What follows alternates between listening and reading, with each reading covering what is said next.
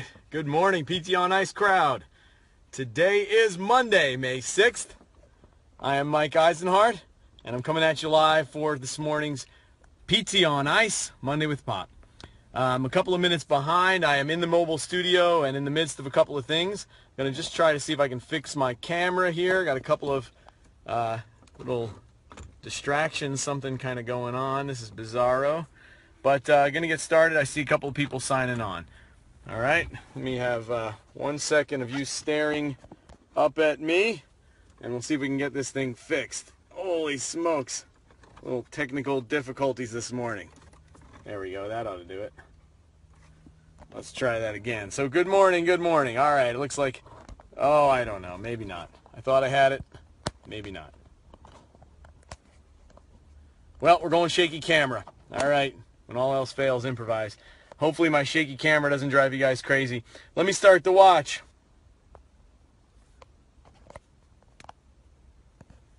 Jeepers creepers. There. You get the up the nose shot, I think, unfortunately.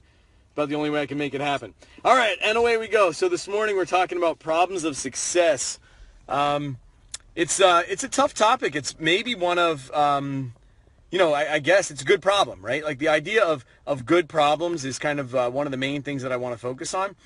And the reason why is because I think that we're, in a sense, kind of caught in a cycle of good problems.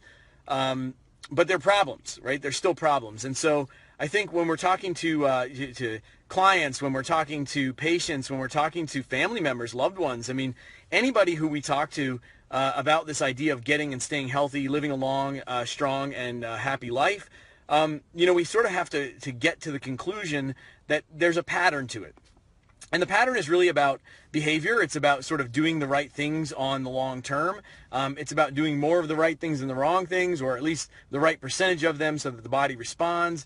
And it's about kind of reaping all the benefits of that hard work over time. So that part is really kind of goes without saying. And we don't need to spend too much time, diving into it. I feel like we dive into that on a regular basis. The thing that I do feel like we often sort of miss in the process, in the translation, is that one, it gets more challenging over time. The more efficient you are, the better you get at this stuff. The harder it is to find more areas to succeed, right? So when a person starts, they sort of at low level, it doesn't take much. They can do a little bit and make a major change in their health. I was literally talking to a guy 15 minutes ago who did that exact same thing. I mean, we're here on site at an employer initiative. One of the things that we do is we attend various days. They might have a health day or a safety day. For this particular client, they do it once a year. And today we set up a little challenge that we're doing as people kind of go around and just showing them some of the ideas of metabolic efficiency and what does it take to burn a calorie and just, various health related stuff. So a guy walks up to me and he says, listen, I know you guys have been preaching at me for years and, I've listened half-heartedly and I finally just decided it was time, which is awesome. And he decided to make a change, made some changes in nutrition and then went on to make some changes in his movement patterns and did a little exercise. And he's like, I can't tell you how much better I feel. And he said like the magic phrase that I hear all the time, which is, now that I feel good, I realize how bad I felt. I didn't know how bad I felt until I felt good. And I can't tell you how many times we tell people that. We say, listen, like, you don't know how bad you feel, unfortunately, and when you feel good, it's gonna be amazing to you, because this whole thing that we're walking around and that we're carrying around with us is miraculous. So that's success. Okay, but it comes with a new set of problems, a new set of things to figure out. Everything from the mundane of like, well, I need new clothes and the material to much deeper than that. Things like my identity. I know that sounds crazy for a second, but that's really what we're talking about in many ways.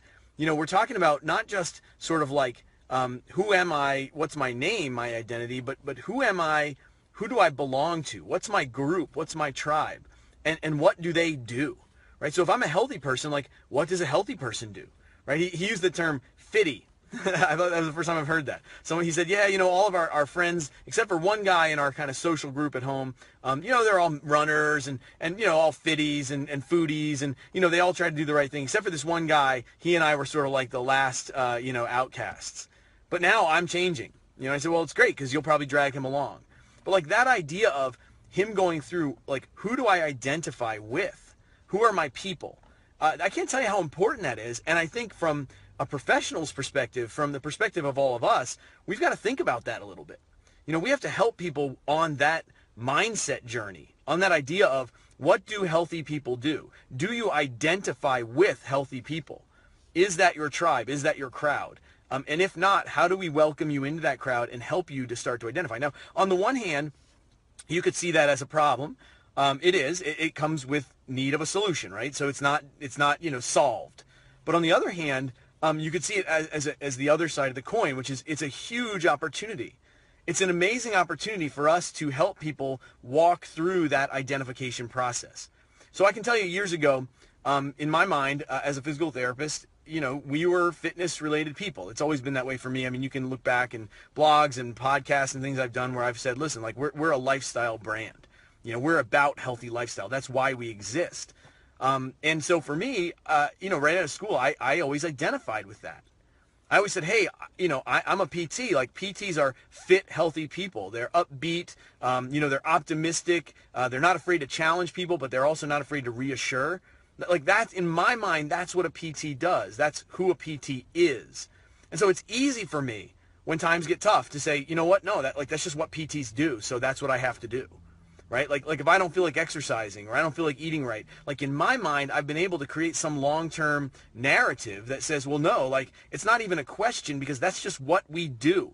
That's where we belong. Now, I do think that, it's getting more challenging to do that because in many ways, I feel like we have a crisis of conviction. I'm going to say that again. We have a crisis of conviction. And I don't mean conviction in the sense of like convicted of a crime. I mean deeply held, strong beliefs. Like the courage of your conviction, the idea that we have these deeply held beliefs, and if we have these deeply held beliefs, we're going to act on them, right? If they're deep enough, if we identify them with deep enough, we're going to act on them.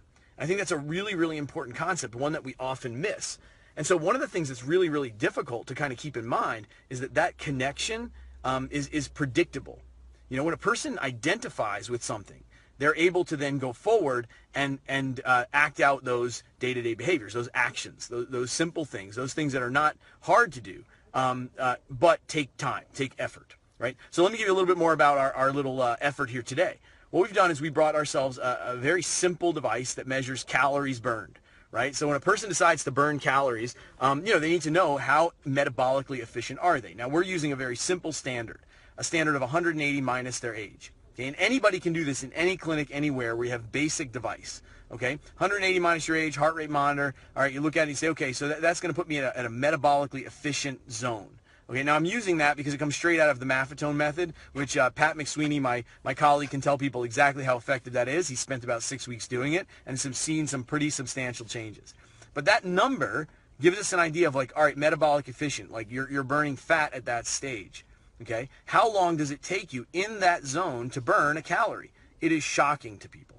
Okay, and so what we've done is we've decided, all right, we're going to set up for two commonly available foods, one almond and one Hershey Kiss. All right, and you might see more of these kinds of silly antics in some of the things that are coming down the pike. Things like Free the Oak, Summer of Move, all of those things are there. Why do we have those things? Because what we want to do is challenge a person to think differently. And then once they think differently and get a little connection, all of a sudden now they've got a new problem. They've succeeded at something and they've got a new problem. So we can look at this in all sorts of facets of life, right? So for me personally, well, one of the things that is a real problem of success is the fact that we've opened 4 new businesses in the last year. Right? We've got, people who are building businesses in North Carolina. We've got people who are building businesses in Chicago. Well, actually, I should clarify that, right? Like that's a perfect example. Tennessee, and soon to be Ohio. But in Chicago, it's a perfect example, right? So I won't blow the news, but we've been talking now for a while on this APHPT, health-facing front, of going out and helping people sort of build this in their own locale. Well, Aaron, I'll let him share his own news, but Aaron's not even going to be in Chicago very much longer. The guy's already a wanted entity. He's got a problem of success. He's going to be heading out to the West Coast, helping a group out there build their health-facing practice. Because we know this is where the game is going, okay? There's a guy in Nebraska who's doing great work, took the CERT course, went through, did all of that stuff, and now is building his business. There's a guy in the Southeast, called me last week, same kind of thing. All of those things are based on the same concept. What do we identify ourselves with? Do we identify ourselves as health-facing practice? Do we identify ourselves as fit and healthy? Do we identify ourselves as exercise experts? Do we identify ourselves as someone who can dose lifestyle to reverse and prevent disease? I don't know. But if you do, every single time you take a step forward, you are set with a new set of problems. And that new set of problems begs you to solve them. If we do, we get another new set of problems. That's the victory. That's where we want to go. So these are a lot of kind of like, thoughts from all over the place, but they come down to one of the most central challenges that we see. We see that when people need to change their day-to-day to get a new result, and that's really what it is. They need to change their day-to-day. They could change their environment and get a new result, change the path that they're on. They could change their behaviors, right? Their day-to-day actions, the things that they can control, okay? Also get them on a totally new trajectory. But in order to do that, in order to do it on the long term, which is what change really takes, it takes consistent long-term action, okay? The only possible way that happens is if they are willing to say, all right, I can do this on the long term, which means that they have to identify, they have to believe it, well, that's just what I do, okay? That's what I do. That's who I am. And the question I would ask ourselves is, are we diving into that with our clients? Whether it's the person in front of you or it's the company. Right? What's the culture of the company that you are working for? Today, the culture, the group that we're working for, we've been working with them for a decade or more. They have a really solid culture now. People come up all the time. Hey, man, I haven't seen you in a while. Let me tell you about my health journey. Okay? It didn't start that way. We've spent a very long time laying down that culture. Okay? A lot of consistent effort over time. A lot of tortoise. Okay? Like just keep trudging forward, one step in front of the other. So I'm not going to take up much more time than that. I'm going to leave it there. It looks like I got about 4 minutes on the clock. But here's the thing that I really want everyone to think about. Okay? What are you succeeding in? What are the problems that came with that success? And how the person in front of you, how are you going to help them to go and tackle the next problem? And if you spend some time thinking about that, you're going to quickly get down to the conclusion of the only way they will solve that problem is if they march forward long enough. The only way they march forward long enough is if they believe and identify with whatever it is the solution. Okay? If they believe they are an exerciser, they will exercise. If they believe they are a healthy eater, they will eat healthy given the choice. If they believe that they are someone who knows how to control their stress, they will do so in the moment when it's necessary. If they believe that they are a person who gets good rest at night, they will go to bed. Okay? Because all of those things, those identities, those cultures drive our behavior. That is the foundation of what we're doing. So if you want a practical thing, right? I often hear that. Like, what's a practical thing? What's something I can take with me today? It's ask people about that. What do they identify with? I mean, it's easy. You can do it in 30 seconds or less in our conversation. Hey, what do you do? That's it. Okay? What do you do? They'll immediately come back most always with, well, I'm a whatever, and they'll fill in their occupation. Because almost always, at least in the States, that's the first thing that we identify with, our job. Okay? Then ask yourself, what does that person do? What do you do? I'm a welder. Oh, what do welders do? Okay? And you keep boiling that back to what do they do? What do they do? What do they do? And you're going to know exactly how that person's going to behave. Okay? With rare exception. There are people who will make the exception. It happens, but it's pretty rare. Almost everybody will fall into the pattern of what they identify with. If a person says, oh, I'm a runner, they're going to be very, very different than if they say, hey, I'm a CrossFitter, which is going to be very, very different than if someone says, I'm a vegan, which is going to be very, very different than someone who says, whatever, I'm a welder. Like again, all of those things come with identities. Those identities tell us how a person is going to behave. Okay? That is success. Okay? They have successfully navigated how to behave given their identity. However, that success comes with a huge problem. Okay? Because if that identity doesn't jive with healthy actions, if that identity doesn't go hand in hand, then our job is to help them find a new identity. Whether it's a person, one-on-one, small group, maybe a family unit, or an entire population like a company. All right, I'll leave it there. Okay, that's what we're facing. We've all got them. We've all got them. Success is great. Okay? In the States, we've got tons of success. We have a lot of things that go right for us. Unfortunately, we have a bit of a crisis of conviction. We're not willing to say, this is what I do, and I hold that line. And so the best thing we can do as clinicians, friends, family members, people who care about other people, is to help them find that line and hold that line. All right, it's only Monday. Make it a great Monday. Make it count.